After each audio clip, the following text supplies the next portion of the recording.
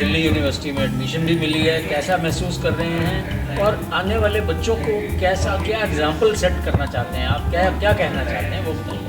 Sir, I am feeling very much of relief, क्योंकि जब आप इतने स्ट्रेसफुल टाइम से गुजरते हो और उसके बाद जब आपको रिवॉर्ड मिलता है उस चीज़ का, obviously you feel a lot of relief कि अब ओके मेरी मेहनत फल लाई है। और मैं दूसरे जो भी एस्पिरेंट्स होंगी उनको बस यही कहना चाहूँगी कि जब आपको एग्जॉस्टेड फील हो रहा हो इस सारी प्रिपरेशन से, it's very important to remember कि हम ये सब इतनी मेहनत किस लिए कर रहे हैं। तो क्या लग रहा है आपको कि आपका कुछ पेरेंटल बैकग्राउंड था एडवोकेसी में, या आपने अपना पैशन फॉलो किया, इस लाइन में कैसे आया?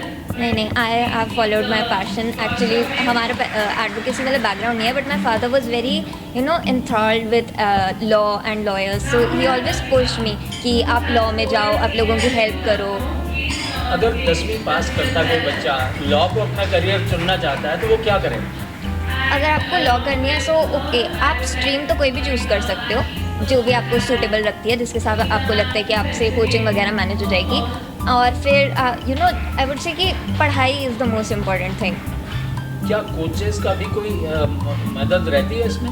यस, कोच मेंटर्स जो होते हैं ना, उन्होंने इतने सालों में इतने सारे बच्चों को पढ़ाया होता है, तो उनको पता होता है कि अगर बच्चा ये प्रॉब्लम फेस कर रहा है तो हमें उसे किस डायरेक्शन में पुश करना चाहिए।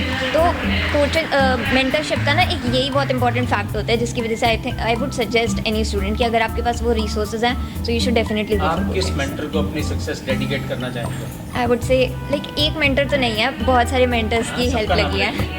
विनीत सर, सपना मैम, उपमा मैम, भरत सर, और भी बहुत सारे टीचर्स हैं। इन सब ने मेरे को लाइक जब भी मुझे स्ट्रेस होता था तो ये बताते थे कि नहीं बेटा, यू काम डाउन, आप ऐसे करो, अगले मॉक को इस तरह से अप्रोच करना।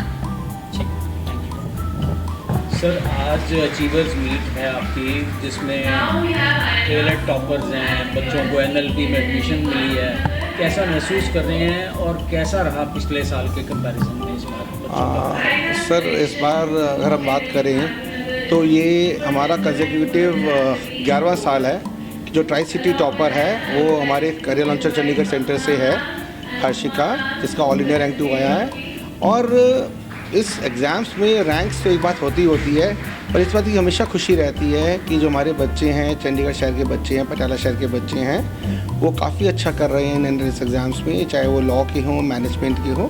दे are doing very good in these exams. Sir, मैं देख रहा था साइंस बैकग्राउंड के बच्चे भी लॉ कर रहे हैं, ये ऐसा कैसे आपने चमत्कार किया? सर, ऐसा था कि कुछ टाइम पहले तक जब हम बात करते थे तो हमेशा ये होता था कि जो लॉ है वो ह्यूमैनिटीज़ के लिए है या फिर कॉमर्स के लिए है, लेकिन इस बार हमारा वन ऑफ द जो क्लैट टॉपर्स है, Aryan, he is from a science background, और साइंस के साथ साथ उसने लॉ भी क्रैक किया and he has move to NALSAR, Hyderabad.